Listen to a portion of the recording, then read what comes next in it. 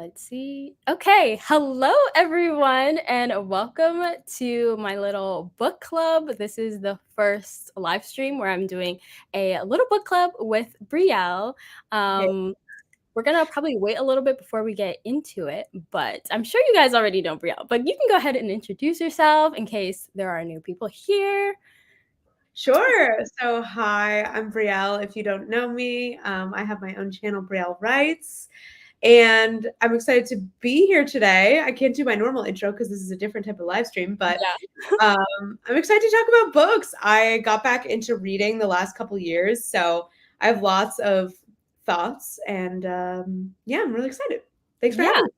And of course, and I had to do it with Brielle because this idea literally was birthed because we did a live stream. Was it 2 weeks ago or something? So hi Adam. We did a book street, a writing sprint a couple weeks ago, and at the end of it, we talked about books and all that. Hi Cody, welcome to the stream. Hey. Um, and oh my God, so many familiar faces. Welcome. Um, Welcome. yeah, we talked about books at the end of the stream, and so many people seemed down to talk about books. So I thought that this would be kind of fun to go ahead and do. We'll probably see how frequent we do it. But yeah. Let's see. Oh my God, Tia's also here. Hey. Um, oh, your previous stream coincide. Is this with Brielle's stream? I'm curious, probably, because I don't really stream. One of the Um, two of us, yeah, maybe. probably. But glad to have you here. But yeah, so we're gonna be talking about so many things in this little stream, and so I'm gonna just kick it off, honestly, and we're gonna start talking about what you're currently reading, because I think that's only natural. So if you guys are currently reading anything, drop it in the chat. Let's talk about it, and then move on from there. Bria, go ahead Amazing. and start. So I'm currently reading Tell Me It's Right by Katie Wismer, which is a contemporary romance, small town, brother's best friend trope. Okay, All brother. Okay, brother's best friend. And I actually was a beta reader for that book. So it is super trippy to see the changes and stuff and see it in like a published form and get to be like, oh, that changes because of something I said. Like, oh, Oh yeah. it's cool. It's like very interesting. So it's a different reading experience. I've never had that before because this was the first book I beta read that got published. So that's what I'm reading. How about you? So I just finished reading a book that I talked about in your stream. I Yep. finished reading Haunting Adeline, which is a dark romance. And it's funny because in your stream, I was kind of eating it up. I was like, this isn't too bad.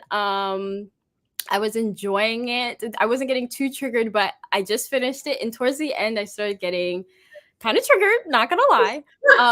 But what's weird is that I started getting triggered because not the dark romance, but just because of the subplot, I guess. That was very disturbing and had to do with children that I guess that's just my limit. Like if it's a dark romance with adults and things happening with adults, fine. But if anything bad happens with children, it's just not for me. So is that going to stop me from reading book 2? Absolutely not. I already downloaded it on Kindle Unlimited. So yeah. Let's see in the chat. So, do you have any book recs? What do you like? We're gonna need more information Yeah, here. we're Give probably us gonna need some more guidance. info. Which I feel bad about because some people are like really into things that I'm just not like a reader of. So I might not be the best. Yeah, we might not be the most qualified because I feel like both Amina and I have similar-ish taste, and there's genres that we never really touch. So it's hard, but let us know what you like. Also, can I just say the fact that you got through Haunting Adeline, truly crazy because I simply would not have made it past page 1. I'm such a wimp with these things. I mean, I just feel like I felt like it was, I don't know, maybe I'm just built different. And I think you said I was built different, but like I wasn't that disturbed until the end, like when things just started to hit the fan for these like children and these victims, because premise of the story is that the MMC is like fighting against like human trafficking and stuff like that. So he saves like women and children and all this stuff. And so hearing like the backstories, I just was like, no, because even though it's fake, these things happen in real life, which is really sad. So. That's too close to. Yeah. at home, yeah. Okay, so Cody's saying the casket. Casket? Casket. I'm like, oh god. Okay, girls. Casket? Fantasy series based on the original vampire story of New Orleans. This is reminding me a lot of the originals. Like it's a spin-off of the Vampire Diaries. I don't know if it's loosely inspired or if just is Thing. that like a thing where like vampires are originated in New Orleans? I But feel like that's that's probably lore. That's probably like a thing. yeah. Cody, is this because you just went to New Orleans and did that? Did you do something vampire related in New Orleans? Am I tripping? I think he was just there, so maybe that's why he's reading it right now. Dude, last time I went to New Orleans, I also read a book based in New Orleans. So like me and Cody are kind of sharing the same brain cell right there. But that sounds interesting, and I really loved the originals. So if it's similar to that, I don't know if you've seen it, then I might have to add that to my TBR. Mm-hmm. All right, so we got more context. Anything fantasy romance or contemporary romance or just fantasy, which is our cup of tea. So this is literally all I read. Yeah, honestly. But you go so first. I don't know which what you've already read, right? So obviously I'm going to recommend ACOTAR. Oh yeah. I have not read ACOTAR. Read ACOTAR. But I really liked the Marionette series.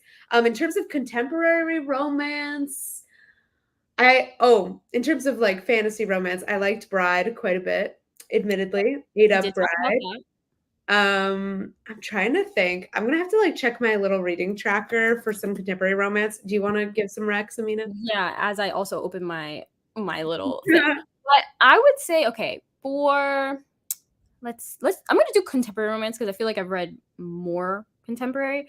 I would say I don't know if this is just basic, but like the Twisted series by Anna Huang is just like a go-to standard contemporary romance. I feel like it has mixed opinions though. I feel like it's a good middle of the road. I didn't feel like it was amazing, terrible, but like it was one of those reads which like if I don't know what to read and I just want something like I think of it like mindlessly watching TV shows. Like this is the type of romances I like to read. So I would recommend the Twisted series or the Dreamland Billionaire series. That's also I think I like that one better. Did I read a recent one? I feel like I did. Oh, I don't think I would recommend the Chestnut Spring series, if I'm being honest. Hot take. Jumping right into it, but yeah. Anyways, do you have any contemporary romance? Did you find anything? Yes, I looked in my thing, and actually, I have more fantasy recs. The Serpent in the Wings of Night, I loved. I gave it 4 stars. The only reason it wasn't 5 stars is because of the ending, but I strongly recommend. Really well written. And then Can't Spell Treason Without T. I don't know if you guys have heard of this or read this. It's a cozy fantasy, has some pretty strong romance, and it was just so sweet and cute. Like it's very slow paced because it's cozy fantasy, obviously, but I loved it, so I would recommend it as well. Do you think it's a good for fall, Halloween type vibes? Yeah. Okay, cool. And it comes with sprayed edges. At least all the copies I've seen, it's really cute, really really cute. Okay, cool. I feel like I need to get into my fall cozy read, especially because even though I do consider like November's still fall to me, but I feel like that's when people try to ramp up the Christmas stuff. So I'm trying to like fit before in like fall. Yeah, for sure. Same. I just finished Fall with Me by Becca Mack in my hockey romance era. I have yet to read a hocky romance. Same. I mean, I've read really? I haven't like dabbled into sports romances yet. Besides like in the Chestnut Spring series, there's like one guy who's a hockey player, but I didn't care that he's a hockey player or like I don't know. I mean, is it just a hockey romance if the guy just plays hockey or someone plays hockey? Like, then I guess it's hockey. But yeah, I'm gonna have to get into this, like read some sports romances. There's one with what is it called? It has a football on the cover. Oh God. People love this book. I can't remember. Leave in the chat if you know what I'm talking about. But I'm so curious to see how I would feel about sports romance because I feel like it could go either way. Like I could be suddenly obsessed actually and like have a new favorite subgenre of contemporary.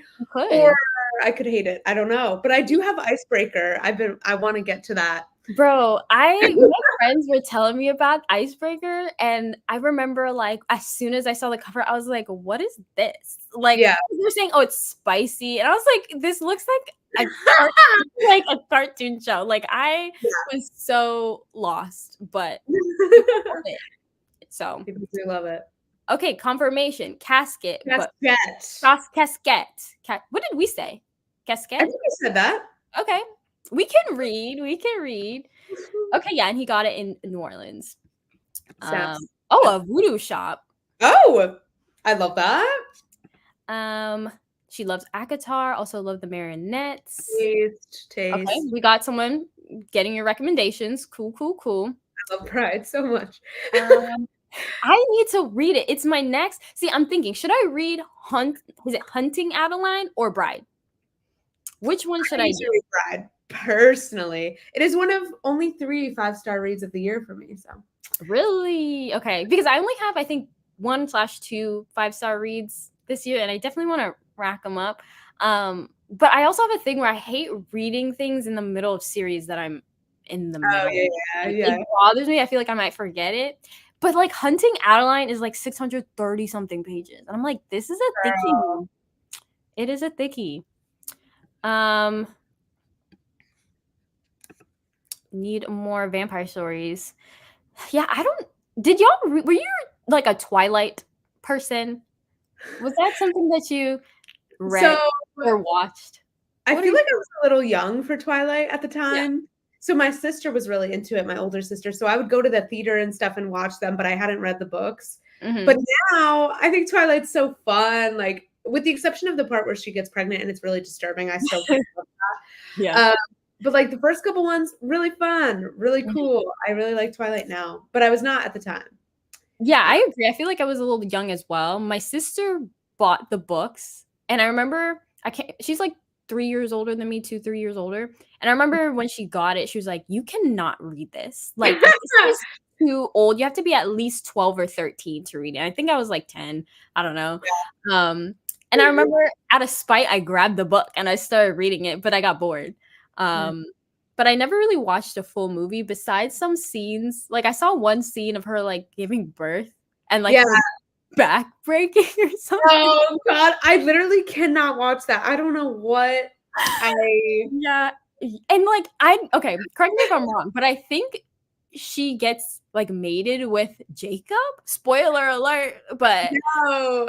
Well, yeah, her baby does. Yeah, the baby. Yeah. And then she was like, I remember this one scene where with Bella, she was like, "You imprinted on my daughter," or something like that. She was mad. Yeah, it was very kind of messed up. But okay, curious. Next question. I would love to know favorite tropes, least favorite tropes. Ooh. What do you have to say? Because I feel like some people I've heard so many mixed opinions about tropes, and especially like ones that are unpopular that I kind of love, but I would love to know your opinion. Okay, so favorite tropes you said? Yes. And also everyone in the chat, let me know your favorite tropes, least favorite tropes. Let's fight about it. If you have hot takes, give them all. I want it. Obviously, enemies to lovers is my favorite. We love enemies to lovers. Forced proximity, banger. Only one bed, banger. Tension. I'm trying to think what else are my favorites. I would say those are like my top tier. I love any like perilous situation, like if they're at war, if they're in opposing like factions, anything like that. I love.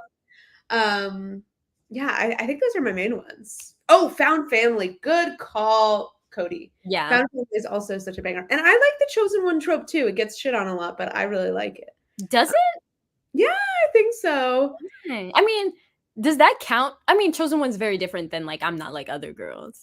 Yeah. Chosen one, I feel like Harry Potter is the literal obvious example because he is the chosen one.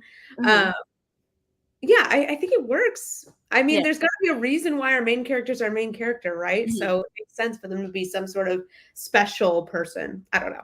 I think it also depends on how it was executed. Like if they make the side characters just feel like side characters and they have nothing else going on besides revolving around the chosen one, then it could probably get annoying. I really hate when that happens. Yeah. But I feel like that's the case with any trope. Like how it's executed is key. You know what I mean? No trope is foolproof. Team, what about you? Favorite tropes. Enemies to lovers. I feel like we have a lot of enemies to lovers in the chat. Grumpy Sunshine. I just love like when the guy just doesn't like her like bubbly energy or something like that. I love a good tension. Billionaires. I don't know what it is about billionaires that I just eat up. I think it's just because it comes with like some type like a prestige and like a certain look, demeanor. Like he has his stuff together, you know, like I love that. I don't know. Did we talk about least favorite tropes? You know, before we get into it, let me share some of everyone else's favorite tropes. Okay. Cody, he likes found family, chosen one, fake dating. I love a good fake dating too, but I was gonna save that for an unpopular one just because I feel like people like really don't like it. And that's kind of like you like fake dating? I feel like you always talk about how it's not usually believable. I mean, yeah, I feel like we always talk about like, oh, it's hard to pull off. I mean, it absolutely is hard to pull off, but I still love it. Like, I still eat it up. Like, it can be because a lot of times it's like poorly executed. They kind of just make scenarios that are really stupid, but there's something about having to fake it and then finally, like, I have feelings for you, and love that. Oh my god! First of all, hi JC. I love you, JC. Every time I see you in the comments, I get so happy. Friends to lovers. I would have to respectfully disagree. I'm not a friends to lovers lover. I just feel like to me, and please elaborate more if you can, because I just fail to see. I feel like there's not much for me to like be rooting for, I guess. Like there's not much tension. Like I get it, we could ruin our friendship, but I feel like that's a natural progression for a lot of relationships. Like we start off as friends and now we're lovers, you know. I feel like friends to enemies to lovers is a fun progression. Like we were friends and things went wrong, but now we like that's fun. But I agree, it's otherwise it's not enough of a change. Like obviously it's different, but it's not like drastic enough. I don't know. Yeah, I agree. I want some tension, but I'm glad we respectfully disagree. We got enemies to lovers, grumpy sunshine, forced proximity. Yeah, I forgot to mention that too. I do like forced proximity, and I think that when they're enemies and they're forced, it's like a perfect recipe. I love that. Let's see.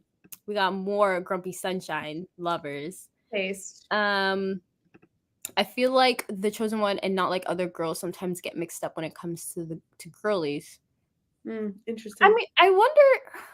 I feel like the chosen one is almost like if you're just gonna. That's more like fantasy dystopian type stuff, but maybe like in contemporary romance it's more like not like other girls. Yeah, I agree.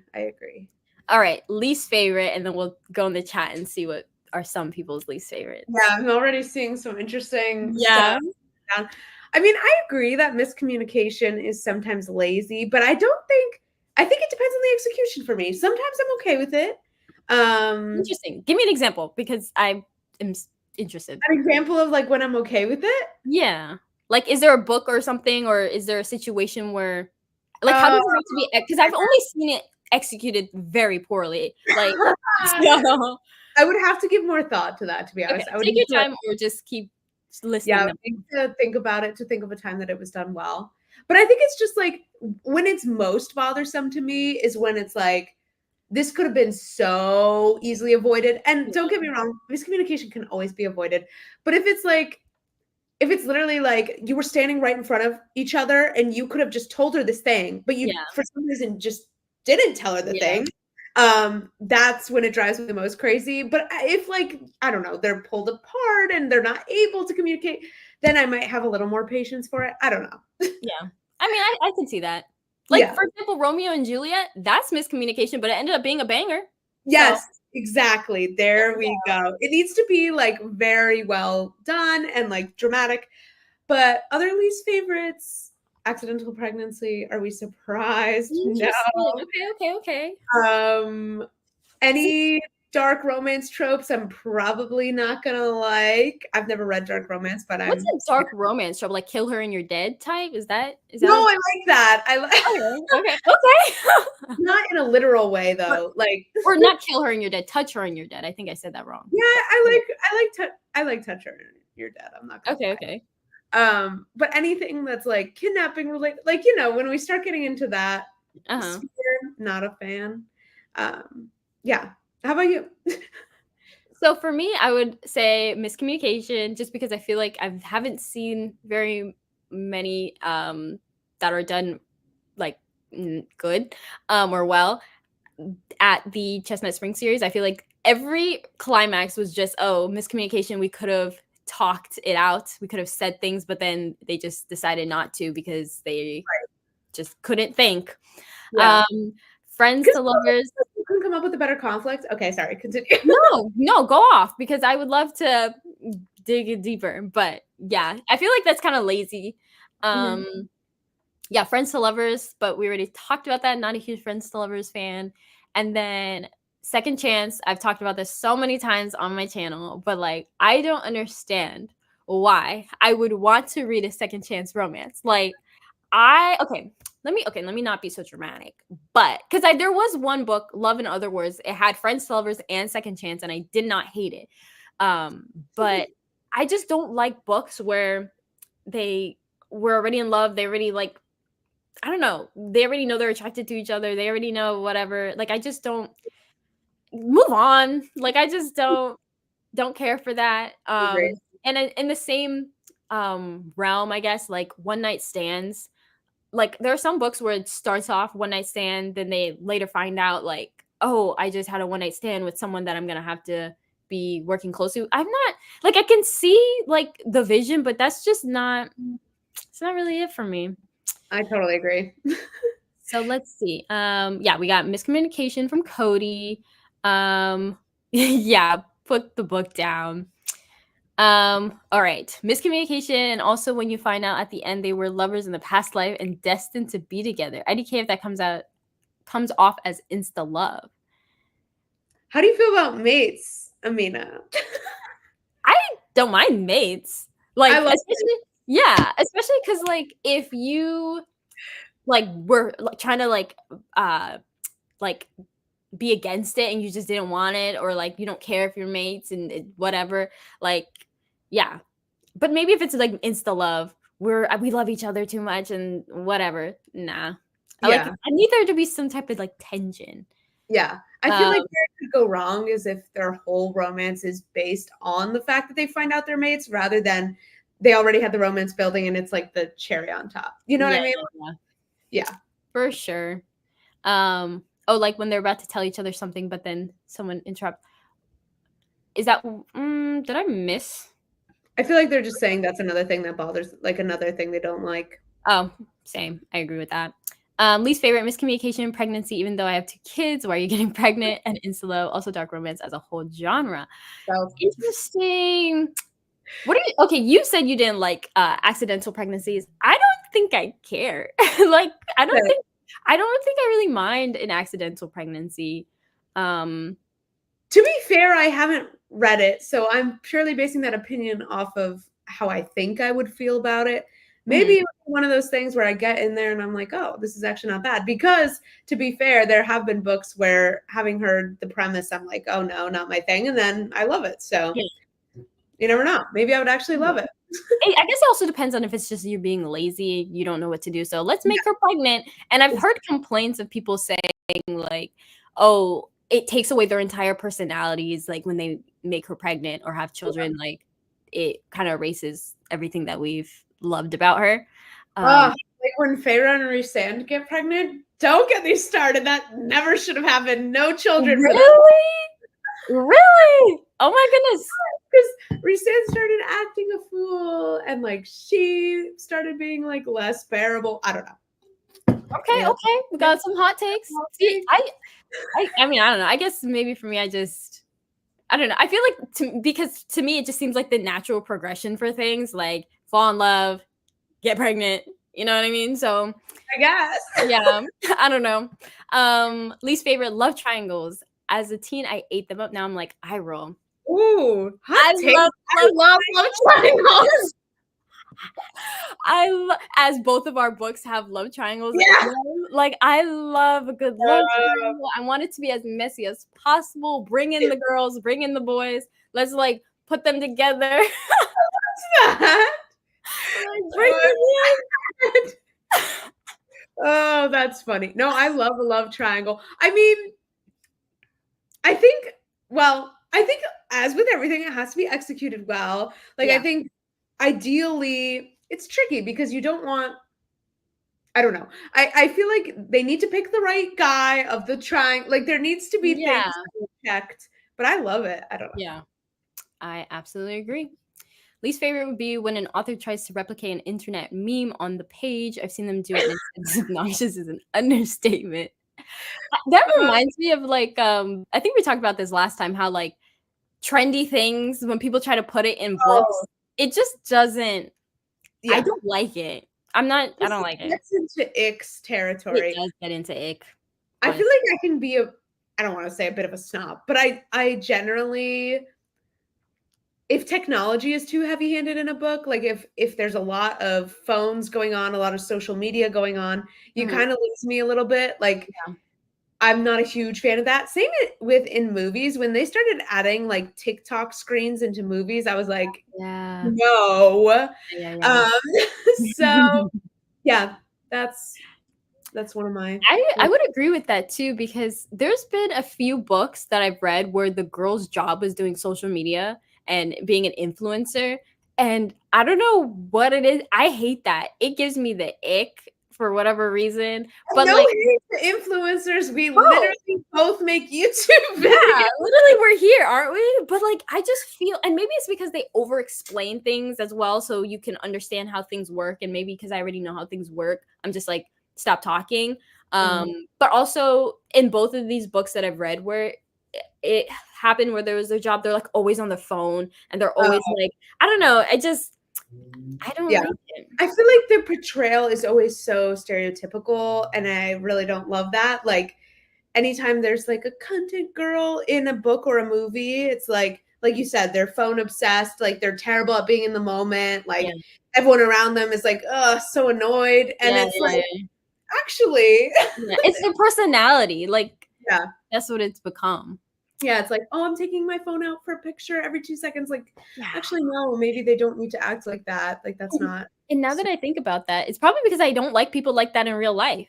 Like, I've had so many people, especially in high school, where like they would like try to, if I'm like talking or I did something funny, they would whip up their phone. Like, this was when Snapchat was popping. They're like, do that again. Or I'm like, no, like live in the moment. I just, I felt. I love fated mates, just not when they've already been together in past lives, or like when one of the characters get their memory wiped. Sorry if that doesn't make sense. It makes sense. I get that. Hey Alyssa, not gonna lie, live for an accidental pregnancy trope. Interesting. See, you hate it, or I am neutral. I've never met someone who lives for it. Let me know why. But that tracks for Alyssa.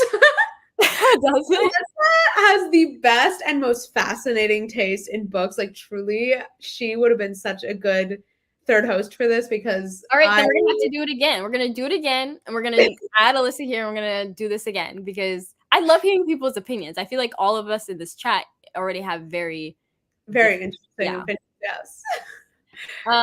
Also, whatever the trope is, when a girl has like 3 or 4 different love interests in their is that like reverse harem? Oh yeah, reverse harem.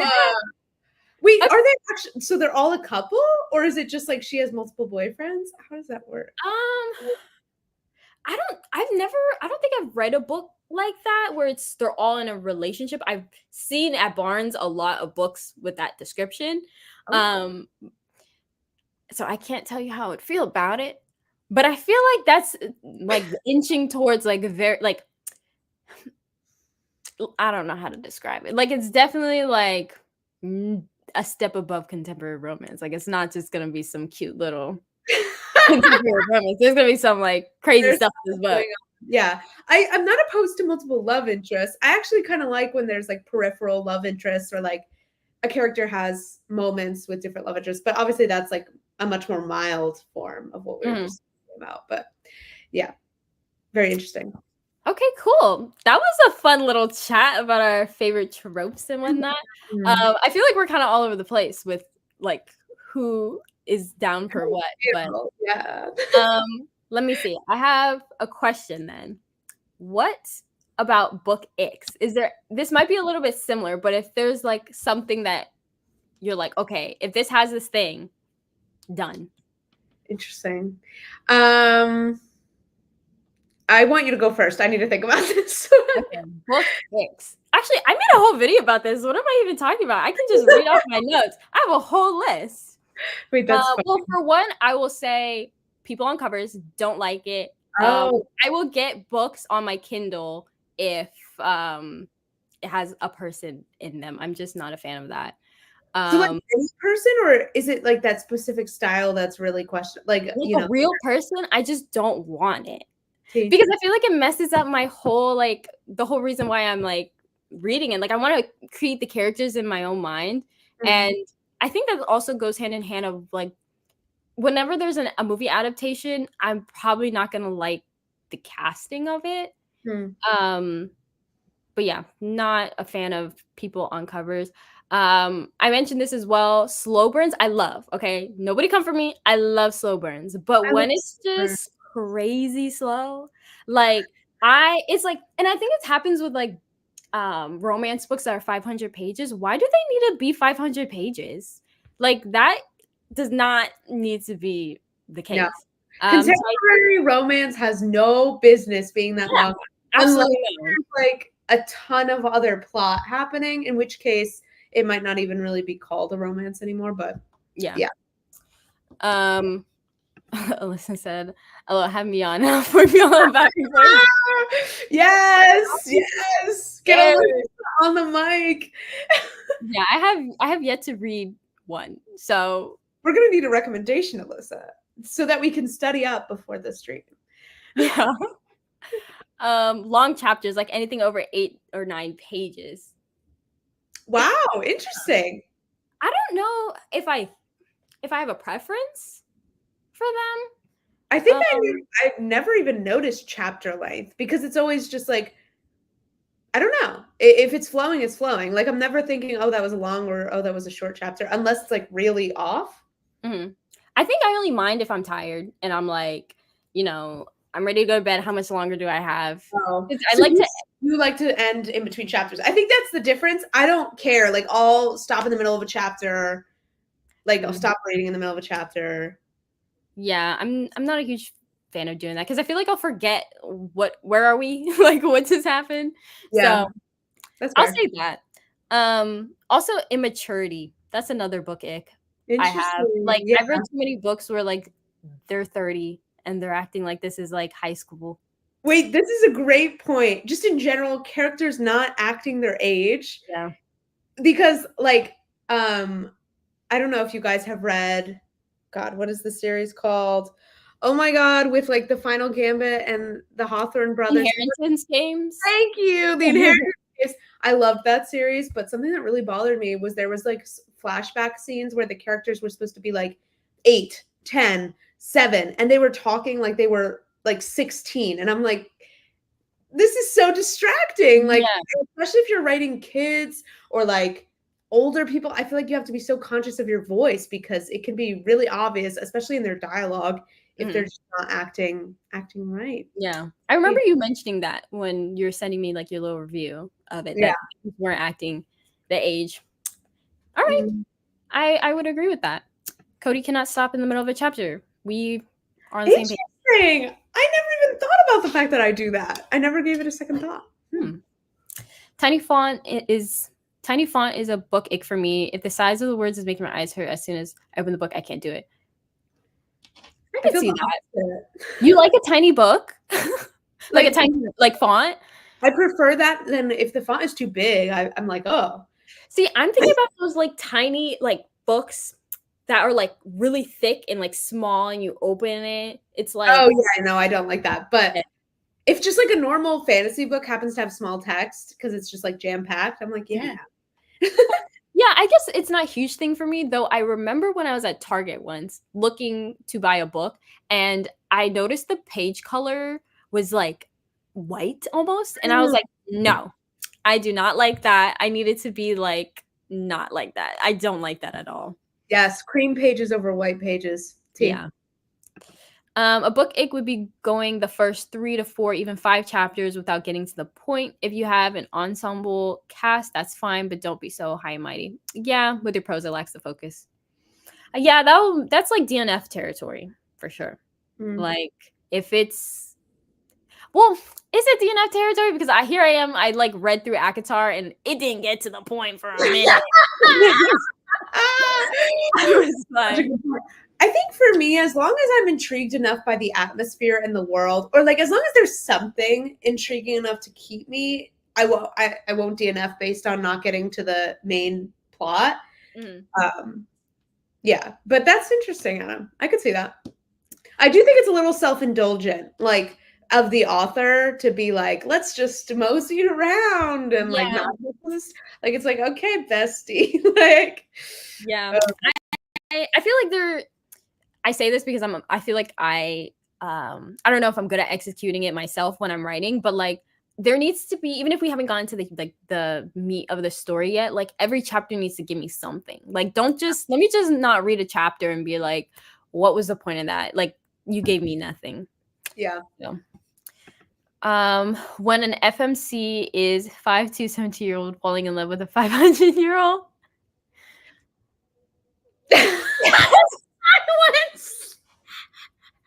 Okay, well, first of all, we don't condone 17-year-old, but I will say I have no issue with the love interest being hundreds of years old. Dude, that's what I was thinking about, because I was like, I wish I could stand with you, girl. But like, I read too many books that I ate up where, and it's different, right? If the 500-year-old is in the body of like also a 17-year-old or like whatever else. But I'm gonna like the 17-year-old part. I just don't like reading about teenagers. Like so, like if it's like a different type of book, that's different. Yeah. But if he's like 500 and she's like, you know, cute little 20, like. No minors, but if they're both adults and one of them just happens to be a 500-year-old adult. Yeah. Stuck in a 17-year-old body or something. Right. Not 17, 20, 18. We're out of the 17 territory, but yeah, for sure. I've never read a reverse harem intentionally, but once you start the book, I'm too invested. Yeah, I bet. Like that's how I felt about Haunting Adeline, though I did purposely read it. I knew exactly what I was getting into, but I was like, I just can't put this down. I feel kind of dirty, but I can't put this down. So, yeah. Bad dialogue is an ick for me. That usually my reason for DNFing. Yeah, I feel like I had a few books where I don't even know if it's just the dialogue or just like they're trying to be funny and it just doesn't hit for me. Like I can't, like I understand where the joke is, right? Like I understand that it's supposed to be funny, but then I don't like it. I don't know. I feel like sometimes writing humor can be hard. So I feel like that's for me how the dialogue it comes in. You know what's interesting is that I've been encountering more and more repetitive dialogue lately, which I never felt like I was seeing. But I've read several books lately where it's like they're just rehashing the same conversation like a million times in a different setting or a different context. I'm like, we've heard this all before, like, and it's so crazy because I don't know, I can't I feel like if anything, my issue as a writer is not disclosing enough. So I don't like my brain can't wrap around the opposite issue of being someone who like overwrites and says too much. So it's funny. But yeah, I guess that kind of bothers me when it's just like repetitive. Like we've been here, especially if it's like banter or something that's supposed to be like charming. I'm like, but I already heard this song and dance. Yeah. Maybe it's just hard to like come up with new material. So they're like, let me just say it again. Hits home. We're gonna keep going through the book icks, but I wanted to say this so by the time we're done, if you guys have any questions about books, about writing, leave them in the chat so we can discuss them. Because I want to open the floor to you all. Yeah.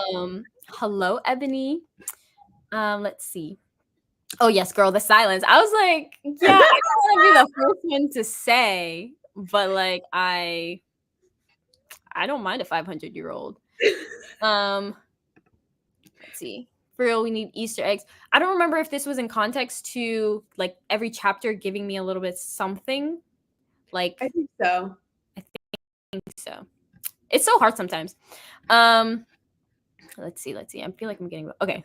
Also, Hunting Adeline is 400 pages of trauma, and I am scared for life, frankly. Really? Girl? The more I hear other people's opinions on this book, I'm like, are you okay, bestie? Do we need to do a session? I don't know. Maybe because like okay, well, this is Hunting Adeline. I haven't read Hunting Adeline, so maybe like it's okay. Gonna be my like I can't do it anymore. But Right. I don't know. Hunting Adeline wasn't too bad for me. Like I said, it was just the end. Like with the children, I just wasn't here for it. But I don't know.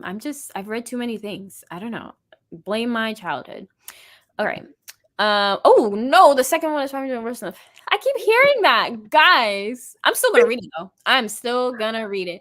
Tia, tell me why you have beef with that book, because I remember last stream you said that it just wasn't for you. So I'm very curious. What was the last book you gave 5 stars?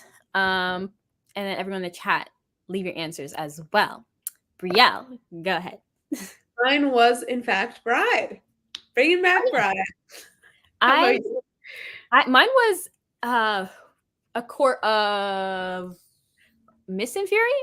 No, you said Wings and Ruin. No, Wings and Ruin you gave 4. Never mind. I don't know if I'm going to change that or not. Yeah. But it's hard to remember the names. I'm just like the blue one. But yeah, that one was my last 5-star read. I really liked it. Which also gives me another question. What is a 5-star for you? Like, I am so incredibly picky with giving books 5 stars, and I can't just give any book a 5-star read. So I want to know your criteria in what you're like, okay, 5-star. 5-star for me is thoroughly enjoyed it the whole time. So like if there's a certain section of the book that I was like, then it won't be a 5-star. Well written. Like I think I require and well written is relative and subjective, right? Like well written to an extent where it wasn't distracting. It doesn't need to be beautifully written, but like, okay, I would say that was a well-crafted book. Yeah. Yeah, and if there's romance, I need to really like the love interest. Like it needs to be like a top tier love interest for me. If it's fantasy, I need to like be really intrigued or fascinated by certain aspects of the world building.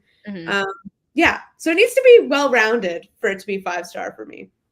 Do you have different criteria for like a book you loved versus a good book? Like if they're both 5 stars? I think it needs to be both for me to rank it 5 stars, in my opinion, right? Okay. Yeah. Cool. I think I need to think it's good and to have enjoyed it, because there's ones that I've enjoyed, but I'm like, I don't think that was very well done, and therefore it won't get the 5-star. Yeah. Agree. How about you, Dusty? What's your thoughts? So for 5-star, I feel like you said, I have to enjoy it from beginning to end. Like there wasn't a single point where I was like, oh, maybe not a single point. Maybe there could have been a minor little moment. But for the most part, I was like hooked. I felt there was no like parts where I was like, oh, come on. Like I feel like I'm a type of reader where I like will be audible with my reactions. And so if I'm not like, girl, why'd you make that stupid decision? Or why is the conflict really bad? Then if everything's just gotta like be working well together, honestly. And if it's a book that I'm like thinking about and that like I want to like procrastinate my responsibilities, the other things I have to do, I just want to sit and finish this book. Like it's kind of like on the top of consumes you. Yeah, consume it. I got to be thinking about it. Yes. Yeah, I feel like it's more like a feeling, and it's very hard to describe for sure. But I do think I've had books where I don't even know if actually no, there's only been one book where I was like, okay, there's a lot of things I would change about this, or like there were some things that were a little cringe, but it just made me feel really good. So I gave it a 5-star, and that's the only exception that I have.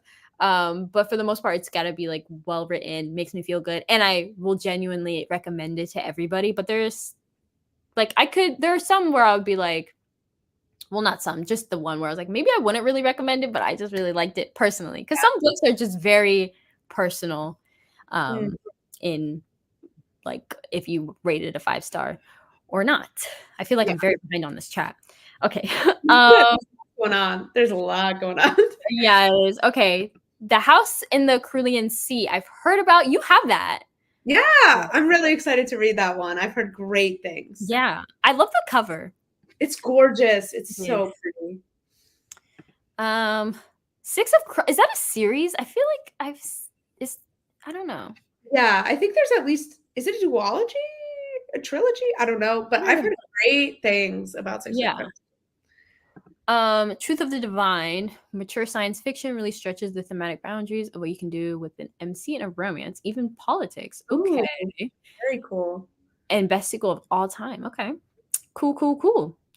Love that. Okay, this is in with my question about Haunting Adeline. It's romancing trauma and calling it love, romanticizing abuse, stalking, and assault, and then, oh my god, this is making me look bad.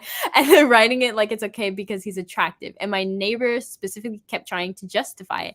You know what? We could definitely talk about this though, because I feel like with Haunting Adeline and a lot of other dark romance books, that's like the conversation about like, is it okay to enjoy it, or like, why did you enjoy it when this is very messed up? And my take about it is that I'm very aware that like this is just not real, and like everything he's doing is really messed up, and it is giving like, oh, he's hot so he can get away with all these other things.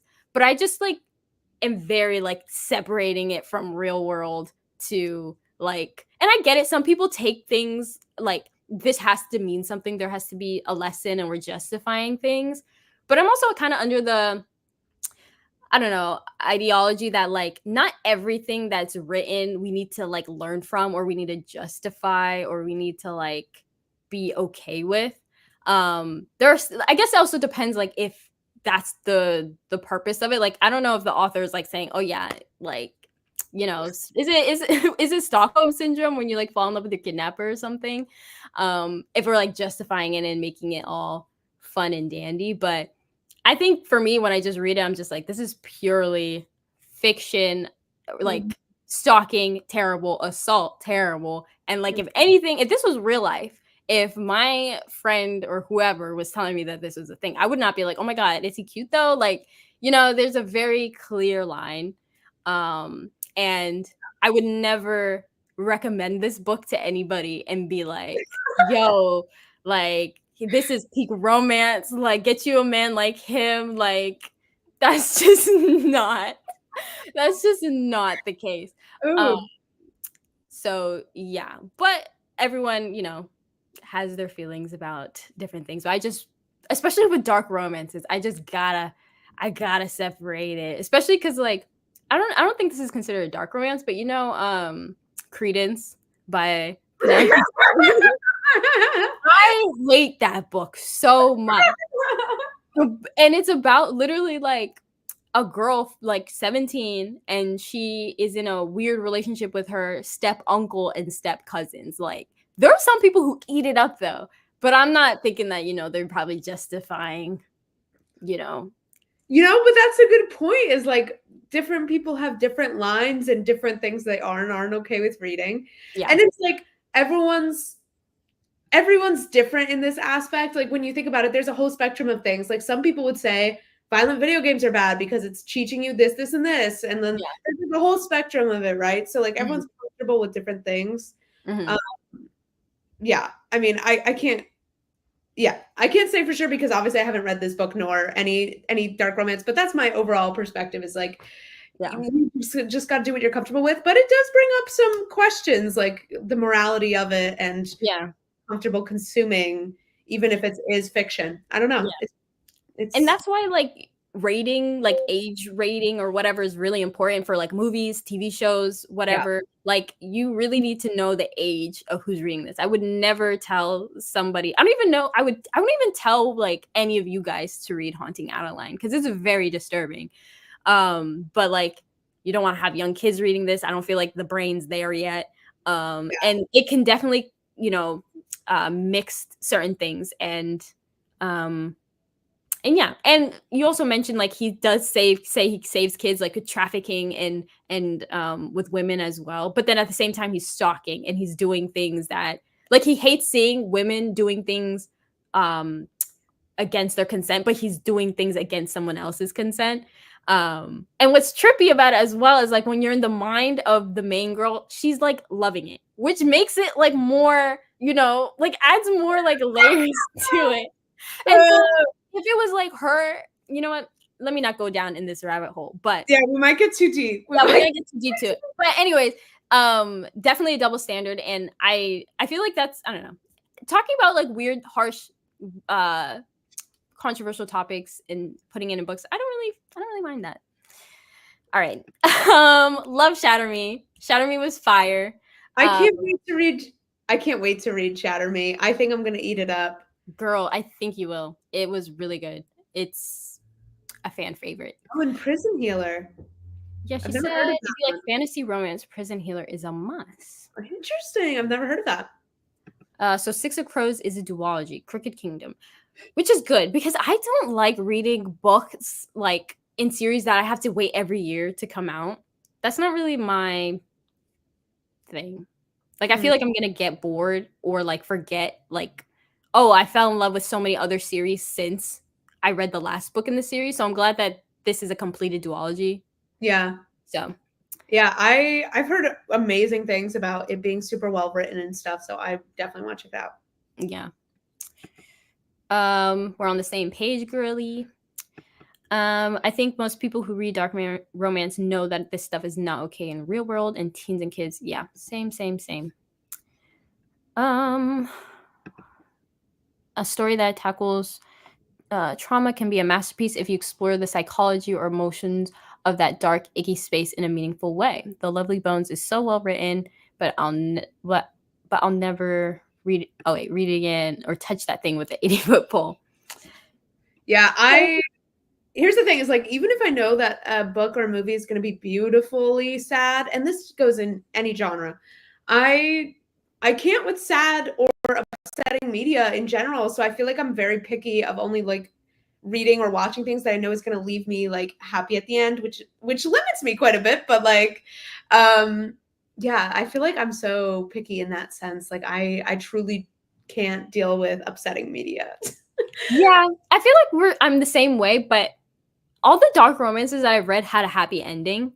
And so I can't stand books without happy endings. That's why I'm kind of scared to get into like thriller, mystery type stuff because I'm an anxious person as it is. I don't need to be anxious from a book that's supposed to like take me away from reality. So I also think and Alyssa just kind of said, like, same Brielle, I just want to be happy. Like, to me, and I think to a lot of people, we like media because it lifts us out of like the monotony or the troubles of everyday life. So for me, I'm always just like, I want something that's going to feel happier and like more removed from life and not that's going to take me through the trenches of the hardest parts of life. Like that's just I look to media for. Yeah. You just reminded me of a thought that I feel like I brushed on my channel before, but I'm going to definitely drill home now.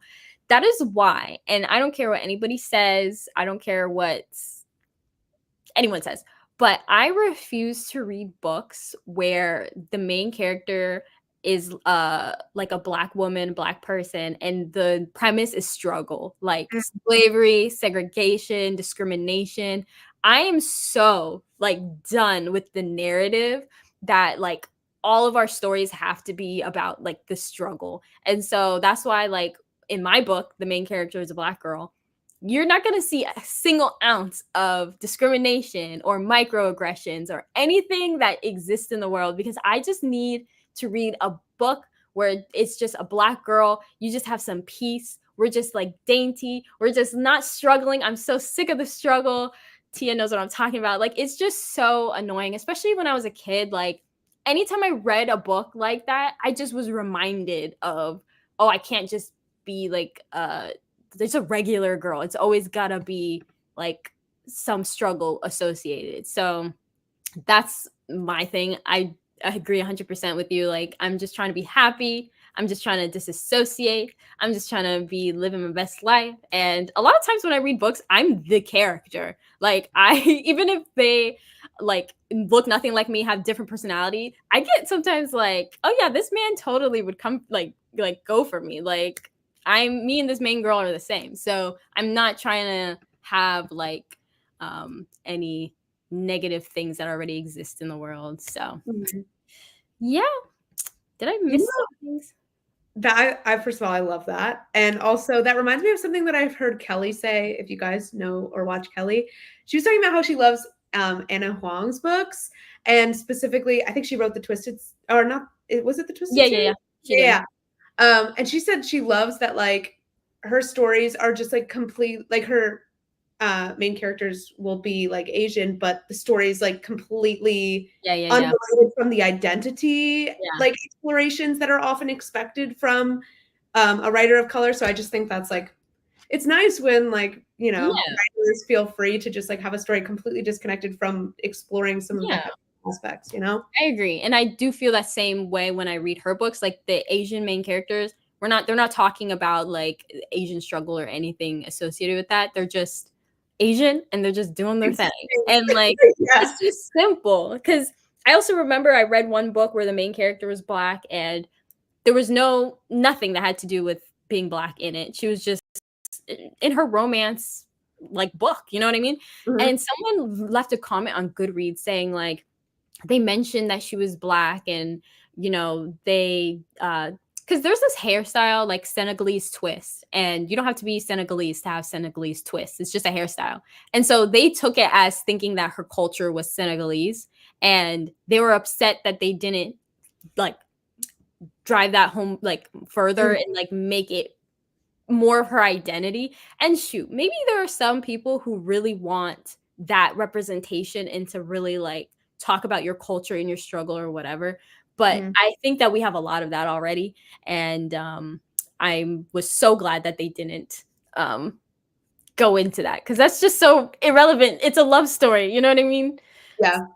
You know what that reminds me of too is I don't know if you remember around the time of Love, Simon, there was this big boom of finally seeing like gay romance in mainstream Yeah, media. that was like the first one I feel like I remember seeing. Yeah. And I remember a lot of people being like, love this, but also like, why is every story like a dramatic coming out where their parents aren't accepting, like blah, Yeah, blah, blah. Like, and then we saw a shift towards more romances being written where like the couple just is gay and there's like no big to do about it and like a yeah. like struggle arc. Mhm. Um, so I like that we're heading in that direction of not like, yeah, Yeah. exploiting. Because even a YouTuber I like, his name is Damon Dominique. He's a language and travel YouTuber. I Loved remember it. years ago he mentioned how like he was gay and people were saying like, oh, like is that you coming out? Because he used to have like a channel with another girl and they were not in a relationship. But he talked about how he doesn't feel like coming out, like it doesn't need to be like a big thing. And I feel like people, and I think it's probably just because in a lot of ways with LGBT or race and stuff, people are trying to be more accepting and tolerant and whatever.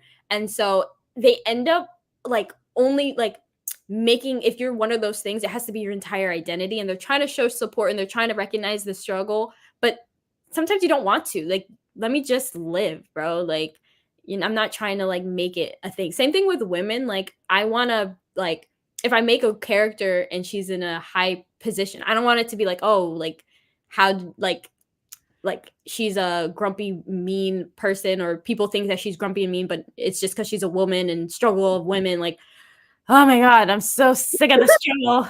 Yeah, yeah. Yeah. Totally agree, bestie. Totally agree. All right, I'm tired of black people being victims in media. Yeah, same I girl. don't think that's a hot take, bestie. I think we all Yeah, agree with we you. agree. Like the black struggle, like yes, we've read the history books, let's try to move out of it with our heads high. Not sure if I'm, yeah, you are. This is a fun question. What are your recent 2 to 3 star reads? A book you were disappointed by? Mine is Assistant to the Villain. I've Oh, heard yeah, some you're things. assistant to the villain in Barnes, but I haven't heard anything about it. Are people disappointed? I've heard one person love it. Actually, did she love it? I don't even know if she loved it. I think she rated it maybe a 3-star, but then she liked the sequel better. But for the most part, I've heard people not like Assistant to the Villain. Let me Interesting. open my thing so I Some of can. these I'm like, I don't want to say. Then I can go, girl. If you don't want to say, I have no problem tearing apart a book respectfully. Let's see. Wait. I guess one that I have, I'll just drop it in really quick. Okay. I read the latest like new Percy Jackson book, Percy Jackson and the Olympians, The Chalice of the Gods. It's like I guess a spin-off book, but I think they are technically now calling it part of the series. It's basically like Percy Jackson's going to college and he needs a recommendation from a Greek god. Like it's very kind of a funny premise. Yeah. But originally I think I rated it higher, and then in retrospect I took down the rating because I realized, okay, I loved this because I like the nostalgia and I love these characters, and you could have put them in any book and I would have liked it. Yeah. But when I really think about how I felt about this compared to like even the earlier books in the series, or just like as a book in itself, wasn't like hooked, and it took me a long time to get through. So yeah, I think that's what I ended up rating it, just because it was a little disappointing. And I understand it's like a tiny book. It wasn't going to have crazy stakes, but it was a little too low stakes and like just frivolous for me. I'm like, this doesn't need to exist. I don't know. Yeah. I feel like it's probably one of those series or books where, like, let's say if you didn't know anything about Percy Jackson and you just read it without the nostalgia, you probably would have been like, oh, I'm not a huge fan. Yeah. Exactly. But because, like you said, you were a huge fan already, it was like, oh, I liked it. I'm glad I get to see these characters again and all that stuff. I would say mine was is this the right one? No, A Court of Frost and Starlight. Oh God. It's the little tiny novella of ACOTAR. I did not like it at all, and I don't feel bad saying it because it's not gonna hurt her sales. You know, it was still a good series. I love the series; it was so good. But just that little tiny Christmas special, I had no reason to read, and I was sending Brielle voice memos the whole time. It took, guys, this series has like pages that are like 750 pages or something in one of the books. This one was like 200 something, and it took me the longest to read, like a month. So I don't know if I didn't mind it. Listen, I was so hooked by that series that they could have been, and they could have been doing anything, which they were kind of doing like anything. And I would have been sat, but I read it on vacation. I was like in Portugal, like sitting with the vibes. It was a very specific experience that made me like it. But if you guys want to hear Mina roast this book into oblivion, go watch her ACOTAR reading vlog, because it is so entertaining. Yeah, I just didn't like it. And it's not actually a Christmas book. It's just they have this holiday called winter solstice, which is like the beginning of winter, which I guess we have winter solstice too, but we don't celebrate it. But yeah, and it's pretty much you give someone a gift like Christmas. And so the whole time they were just like, I don't know what to get so and so for solstice, winter solstice. And I was like, oh my God, who the hell cares? Nobody cares. I think the idea in itself of like, let's see them all at Christmas is cute, but it could have just been a scene in a different, it didn't need to be its own book. Like, had that been a scene in a book, I would have been like, oh, cute. I mean, I still enjoyed it, but I could see how it didn't need a whole new. Yeah. I mean, you're not wrong. No one's wrong for liking it. I just didn't. I feel like it would have been good maybe if this was like a show or something, and like, in those commercials where they have a little thing, like in a commercial break, like let's say you're watching Disney Channel and they had like little like short stories or something, like if you just add a little short thing. But this is a book, and alas, I just was not here for it. Alas, that just wasn't for me. You should read it just because it's a good series and I really enjoy it, but yeah. Have you read the beginning of the series, but you just haven't read the little blue one, or have you not read any of it? Because if you haven't read any of it, definitely read it. But if you haven't read just the blue one, you don't need to read it. Yeah. It will give you nothing. Let's see. Same here, Brielle. I don't even think I finished the recent Percy Jackson. That's Percy Jackson, right? Oh, yeah. Okay, cool. I think mine would be the last book in the Zodiac Academy series.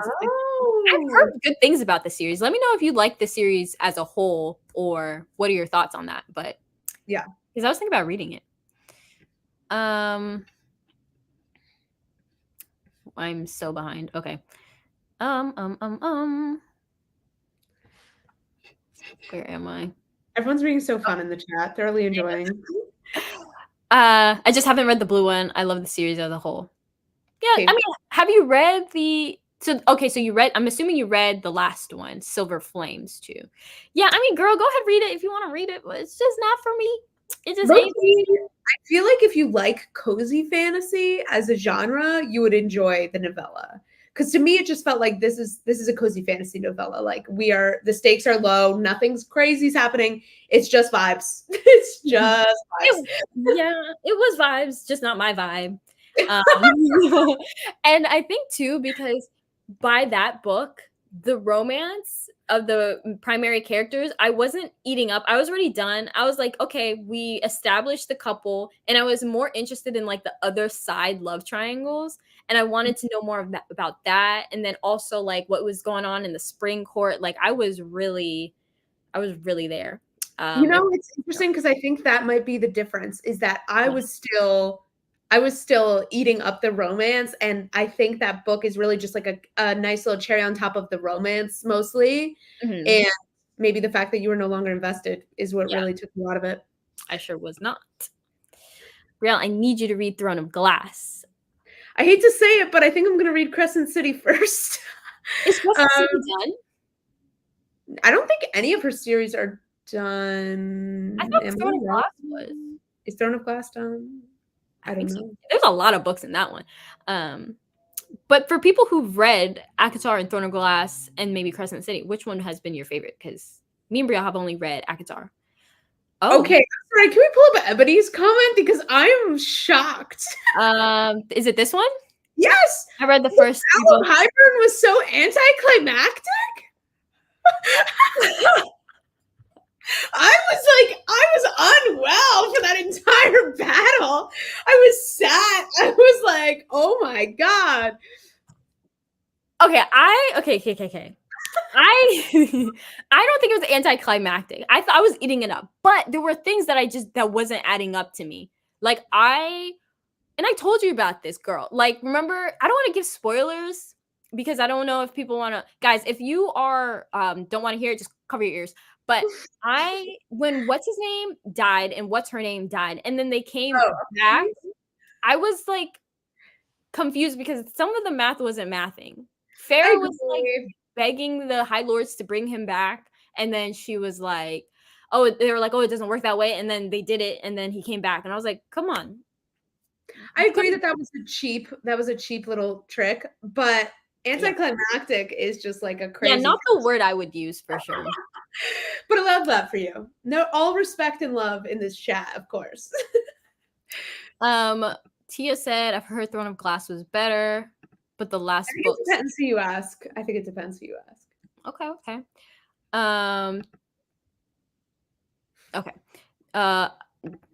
Just don't. Is this in response to Crescent City first? What was that in response to, Alyssa? I don't know. Okay, no, yes. Moral of the story: read Throne of Glass first. Okay. Okay. I feel like the fact that they were just standing around and literally Amina, it said that when he was just yeah, girl. I was like, why did you do all that?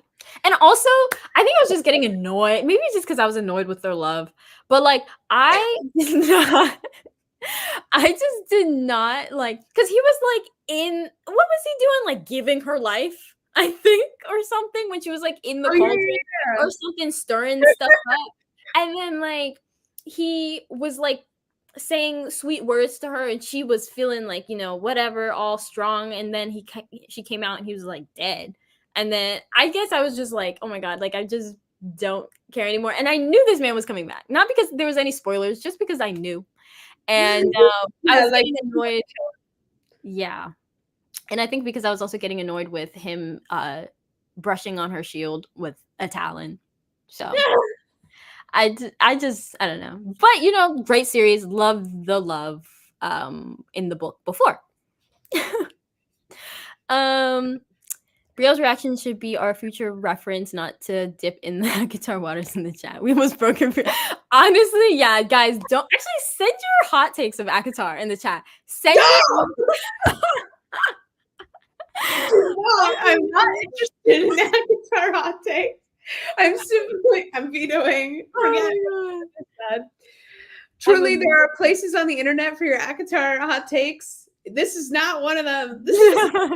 We'll have another live stream just for that. Yeah, I will not be there. You guys will have to do it without me.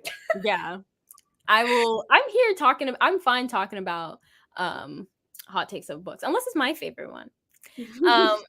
Also, why did I think you mean Amarin just come out of the cauldron when they? Yeah, I was like, this girl, and also tell me why they were talking about for the books prior, like she has something crazy in her, like he's gonna unleash like the beast. You know what I mean? Tell me why when she came out, she didn't really do all that much. Like I was expecting something crazy. Yeah. So, sorry for all the people who haven't read Akatar and we're just like, yeah, we kind of went a little into the weeds of that one. Yeah. Akatar ick because my husband listens to audiobooks and I can't stand here. Okay. I don't really like audiobooks in general. I don't love having a voice to the narration. If it's not my own voice reading the book, it throws me off, I guess. Yeah. I agree. I don't like audiobooks, but I can't really say it's because of the voice, because there are some voices. I've heard clips on Instagram of some people who I'm like, oh, the voice is giving. But I think it's just because I really like to just read and I don't need more, I don't know, sound right now. Like if I read a book, I just want to be by myself and quiet. But I've read some crazy audiobooks, especially where like the voice of the FMC and MMC are the same one. Like the girl just gives a deeper voice for the man. That just takes me out. Oh, I agree. I really don't like when when a female narrator gives a deeper voice to the man. But I understand some people, audiobooks is their preferred way. I do also feel like I don't like getting distracted. Like I feel like you can miss things easier with an audiobook. Yeah. And half of the appeal to reading for me is the physical experience of sitting down with the book, blah, blah, blah, you know? Yeah. And it's like a reward when you finish it. It's like, oh, I did all that. I read this big book. So, yeah.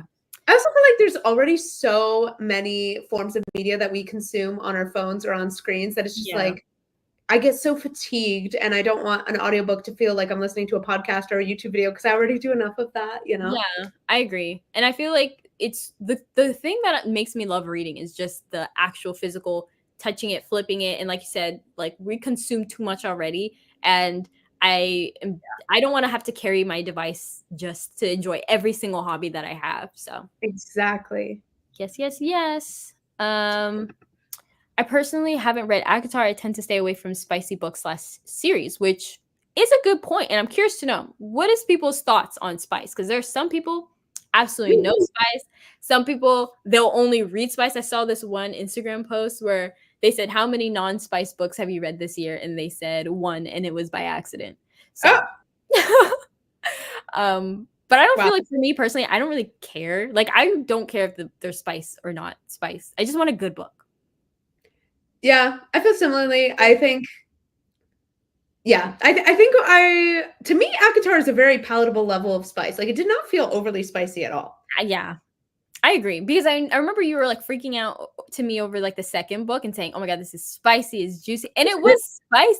But I think because I read dark romance, I was like, girl, where is it at? Like, this wasn't. That was literally my first time ever reading a spicy book. So I was just like, whoa. You know, it's funny because my first spice book that I read, which I didn't even know people put spice in the book. And this was just because I stopped reading like fiction books when I was young. Like this was like in the when I was like 13, 14, I think that's when I last stopped reading like dystopian romance type stuff. And so when I was 21 or 22, I read Love Hypothesis, and there was a spice scene. It was awkward as hell. Like it was not executed well, in my opinion. But I remember I was like, oh my God, like what? Like I did not know people put spice in books. So it's pretty crazy. Yeah. But I will say, like, execution is everything, and if it's done badly, it will ruin, the love interest for me or whatever. Like, it's tricky. Yeah. Not gonna lie, I usually read spicy books, but I'm not opposed to it when a book doesn't have spice. Yeah, I feel like I normally do, but just because I read adult books, like new Yeah, adult or something. and I Um, feel like it's very glaring when there are adult characters and it's completely missing. Like, obviously, it's one thing if it's just like a closed door situation, but if it's just like there's just no mention or thought or even suggestion of it in an yeah, adult book, I'm like, yeah. Because like when it's like a YA book, like they're just thinking about holding hands and maybe yeah, kissing or something. Um, and it probably isn't as realistic because an adult would have more thoughts. right, So right. yeah. Um, Ignite Me from Shadow Me was pretty much my limit. Anything more? Oh, I mean, it'd be like that. It's not for everybody. Yeah. But I will say, girl, Ignite Me had no spice, so I don't know what you're talking about. I think she's saying very little spice is already too much spice. Yeah, I'm like trying to think back because I'm like, I'm pretty sure they were fighting in a war or something, and Adam was trying her life, but yeah. But Yeah. also, like, Shadow Me series is like my favorite series that I've read. Was it this year or just recently? Mhm. And no spice, except the last novella, which you don't even have to read, has like a paragraph of spice, and I was like, I did not know we were doing that. She was like, whoa. Well, like I read like how many books are there? Like 13 or something, like in counting the novellas, and there was none of it. And it didn't need it, especially It, because the girl, it's I think, an interesting choice just to throw it at the end. I guess, why yeah, do you think that they did that? Just for the readers who had been asking? it could be. And also it's interesting too because in that book, it was the wedding day of the love interest. But Oh, they didn't do it, they did it before the wedding. So like I would think maybe like if you like if they did it, they would wait till after the wedding. But I don't know. interesting. Yeah. Very, very interesting. Though I will say that last novella was annoying because it was the wedding day, but we didn't even get to see the wedding. Oh, Yeah, that's a choice. it was. Um, okay, wait. Okay, wait. Am I okay, wait. I feel like I'm lost. My first spicy book is reading AO3 for fiction at 14. You know, on Wattpad, I probably did read something that I probably shouldn't have. Okay. But I thought maybe Wattpad is just like different. Like they don't publish stuff like that. But at the same time, Then you're like, um, wait, this is in published books? yeah, it's like, but then also I forgot that like Gray's, what is it, 50 Shades of Grey? Like I've never read it, but I know that. But maybe because it was like erotica stuff, so like I didn't think it would be like in a romance. I don't know. I'm just saying that 2 years ago I learned a lot, or 3 years ago I learned a lot. Uh, Um, da, da, da, da. Let me know if I'm missing something. I'm just trying to click chats, but maybe I'm so tapped out because I've been reading it for so long that any physical book gives me the ick. It's definitely a me problem. Maybe I missed something. any physical book gives you the ick? That's crazy. Yeah, like where do you read, bestie? Like Kindle? Kindle? Yeah. I can't imagine the fact that you said it gives her the ick to read a physical book is wild. No. Wild. Remember the question about like what's your book ick? She's just like books. Physical books, a book with binding and paper. Oh, Oh, clarification. Okay. Yeah, that's so that's just funny. yeah, that's just not my 'Cause I was experience. like, damn, she really said no real books. Yeah, no books. I'm like, girl, why are you even here? I wanted to ask though, also, and again, last call, maybe second to last call before questions before we if we end the chat in the next maybe 15 or so Yeah, minutes, drop go your ahead and last yeah, hurrah. drop it in the chat. Let us know what you want to discuss, any hot takes, anything, because we're both here and we're ready. If But there's I something wanted specific you want our opinion on too, we would be yeah, happy. actually maybe I should wait a couple seconds before I like ask another question because I don't want to overdo that. But we can go while they're typing. I wanted to elaborate more on the spice part, because I remember when I was telling you, like, my friends were saying, like, oh, Love Hypothesis is like so good. They're talking about the romance and the spice or whatever. And tell me why, because like we were talking about, it depends how you execute it. And Yeah. I think because I didn't have anything to compare it to, I didn't hate it until like looking back and like reading other books. But like they made it so that like there was a lot of like interruptions and like, Oh, if that makes sense.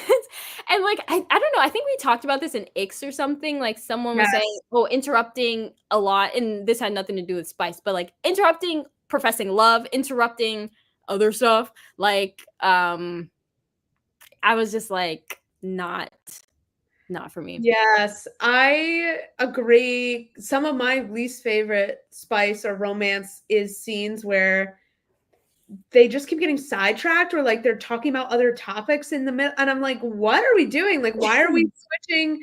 Yeah. Or like they think about something that's completely weird to think about or mention. And I'm just like, why are you doing this? Like, it's so distracting. And I feel like you keep taking us out of the tension. Like Yeah, you yeah, build yeah. it and you like we're just like Yeah. It's stuck like in a a loop. tease. Yeah, Yeah. like can we just progress? Like Yeah, what's yeah, happening? yeah. Oh, very frustrating. It doesn't happen. That's so real. Like they make it so, I don't know. I think they just want us to like be like reading it and be like, oh my god, I'm eating it up, and then want to prolong it. But Yeah, that's just not how it works. yeah. And I think that's also why I don't like what is it? One night stands, especially in the beginning of a book or something like that. It's just not my thing, because like spice, I feel like needs to be earned. It needs to be deserved. Like Yeah. a slow burn it or something. Like I just, it's not for me. Well, not the spice part, but just like the I love is a non-traditional location. Non-traditional Okay, locations. now share what's your favorite that you read? Well, one of the one that I'm thinking of takes place in a bathroom, and I ate it up. I ate it up because they were it's a fantasy book. They were on lockdown from some threat. So there was like hundreds of people in underground. This is in the Marionette series, if anyone's read the Marionette series. Hundreds of people underground. Things start heating up, but they're in a cot surrounded by hundreds of people. So then they go off to the little bathroom, and it's like it was everything. It was everything. It was everything. Then that's when you know they were like, they couldn't wait. They're like, we're going to the bathroom. Oh, I guess y'all know what she's talking about. It was so good. Honestly, Katie Wismer does great at Spice, and I really, really respect her for that. Yep. Okay. Shout out to Katie. Shout out to Katie. We did talk about this earlier in the stream, but I'm sure there weren't people here yet. But what is your current read? How are you feeling about it? Mine, One Dark Window, liking it more than I thought I would. But do you want to share? Yeah, I'm reading Tell Me It's Right by Katie Wismer, who we were literally just talking about, and I'm eating it up. I think it's going to be a 5-star. And I just finished Haunting Adeline. We're not going to go back into it, but I just finished it, and yeah. Okay, so question. I wanted to know your first book or series that made you fall in love with reading. Oh, Everyone in the chat, be sure to leave your answers, but I love the question, so. that's really sweet. Mine was Harry Potter, obviously. Oh, really? Yeah, totally. I was How like, old were you when you read it? you know, my memory of childhood and ages is non-existent. I have no idea. I think middle school sometime. Mhm. I don't know. See, I have yet to read it. Like I'm so far behind, but I have an excuse. In 3rd grade, my teacher was obsessed with, well, not just in 3rd grade, her whole life. She was obsessed with, or not her whole life, since Harry Potter existed. She loved Harry Potter. So she put it as part of our curriculum. And so every Oh, Friday we would read the first book and then watch a scene in the movie. And I was eating it up. I'm a fantasy girl, and they were around my age, if not a little bit older. No, 11 is the age of the book. So I was like about 11, I was eating it up. I was like, heck yeah.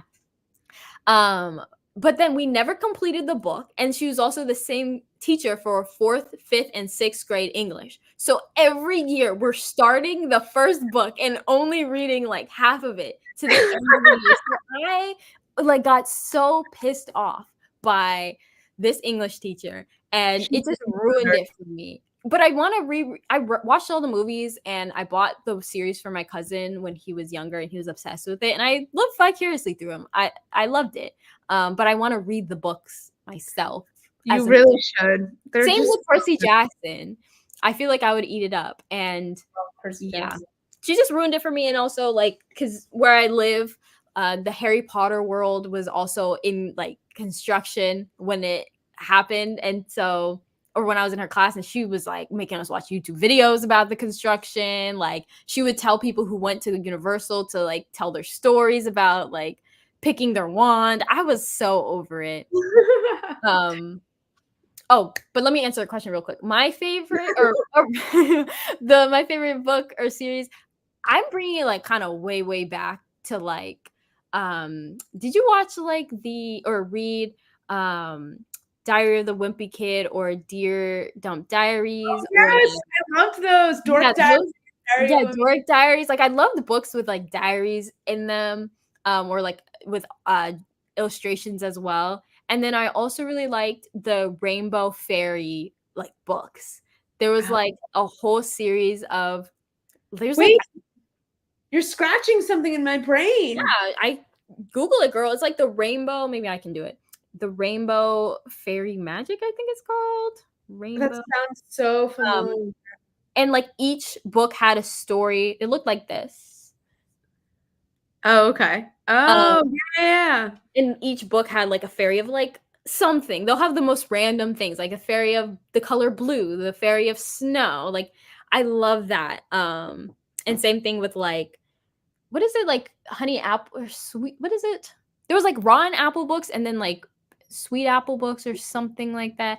I can't remember. I'm kind of old, but yeah, I love that. But as I got older, then it was like Hunger Games, Divergent, and Bangers. yeah, bangers on bangers.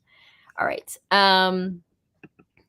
Harry Potter as a kid, and then I stopped reading, and the series that got me back into reading was ACOTAR. Same, the Harry Potter to ACOTAR pipeline. What was the series with the underground bunker? The Marionettes. Everyone go read it. Yes. Rainbow Fairy Magic series. Lots of Harry Potter fans, not surprised. Harry Potter is a banger from what I hear. Oh yeah. It was a good one. Diary of a Wimpy Kid was also fire. Banger. Someone here scratched my brain in a middle grade series resurfaced. It was called Jeweled Kingdom, and it had 4 princesses battling a guy called Lord Bleak. Not at all subtle, but it Magic Animal Friends. Oh. Unfamiliar. Yeah, unfamiliar. Oh, you know what else I loved was the Sisters Grimm. So good. Did anyone else read the Sisters Grimm? It was like I'm gonna have to Google. I can't remember it very well, but they were like it was inspired by fairy tales. It was such a good series. I ate that shiz up. Absolutely ate it up. Like, did it look like that? At the time, though, maybe that's what it looks like now. I feel like so many series have been redesigned. Yeah, probably. Times. The covers used to be gorgeous. They did not look like that, though. Well, then I have a question, a follow-up question. Like, was it Harry Potter that made you want to be a writer? Oh, great question. So I don't think it was that early on, but what's funny is we mentioned Dork Diaries, which was like the female version of Diary of the Wimpy Kid. In the back of the book, they had a link to Miss Literati, which was the writing website that I ended up going onto and writing my first books on. Oh, wow. So it was actually through Dork Diaries that I like got a link, got onto a website, and then I started writing. So in a sense, I guess that book kind of prompted me to start writing. Yeah, because I was curious because you weren't a Wattpad girl. You said it was always Miss Literati. So Miss Literati. That is because of Dork Diaries. It was because of Georgia. Like, I had never heard of anything like this, and there was a link, and it was like, "Do you want to write your own stories?" And I was like, "Yeah, I do." Yeah, So yeah, who would have thought? Kind of I know. random. Yeah. And then here you are. You need to shout them out in your next video. Okay, but the tea is that Miss Lorati no longer exists, which sucks because all of my stories are gone. I was not backing shit up. And the thing is, I remember when the website was closing down, getting a notification and being like, "Oh, I should probably save all my stories." And then I didn't. Like, why? Why? Yeah, girl. I mean, I feel the same sentiment because I remember me and my friend in 7th grade, we co-wrote a story and it was called Elementals or something. And it's like a story where like there were, you know, earth, water, fire, air, you know, like elements, and everyone has their own powers in that realm. Yeah, I think Avatar, but you go to the school and you're kind of like, and there was like a friend group, and it was based off, the characters were based off ourselves, like me and the girl and some of our friends as well. And I remember like Wattpad's still up and alive, but I remember she deleted it because we were talking about how like, oh, it was cringe, but I wanted to save it. Yeah. But like, she deleted it. And so now all I have, let me show you, is the, what's it called? On my notes app, the POVs that I wrote. So like for example here, there was one, his name was You still have your part. yeah, I don't want anyone to read it, but like, no, send me a copy. I want a copy. No, girl, because can you see the date on it? His name was Blaze. Jeez, what crawled up her butt? Do you see that? This was May 14th, 2013. And then you know, I feel like I have oh my god, shut up. I have a delusional thought that my stories were like, I really thought that I was writing bangers in middle school and high school. Like, I think it would be a jump scare actually if I did have those documents and I went back and I was like, oh, like girl, this was from 12 or 11 years ago. Yeah, but hey, writing. We really love our younger selves for getting started because we would not be where we were at now. True. Also, oh, never mind. I'll save that for another time. Never mind. Oh, now I want to know, but okay. Do you remember Quotev? No, I don't know. That's gonna age me so much. Yeah, I don't remember Quotev, girl. Googling. That's smart to back up all your stuff. Is it similar to like a Wattpad or something, Quotev?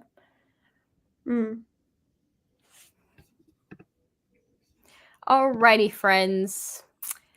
We've been here for an hour 30 minutes. This has been super duper fun. Thank you guys all for coming to this little live stream. If you guys would like, we can always come back and do another little book club. But yeah, this was really fun. I think this was a success. Any closing thoughts, statements, anything, Brielle? Nothing crazy. Just thanks for having me, Amina. This was so fun. And I feel like we got into so many hot takes. Yeah, we sure did. It was really fun. So thank you so much to everyone who came and was super active in the chat. It was a very fun little group that we had going. Yeah. Hopefully, we'll see you guys soon. I know there's probably going to be some live streams for Nano coming up soon. So hopefully we'll see you guys in one of those. If not, we're going to have another book club at some point. But yeah, thank you guys. We'll talk to you later. Thanks. Bye. Bye.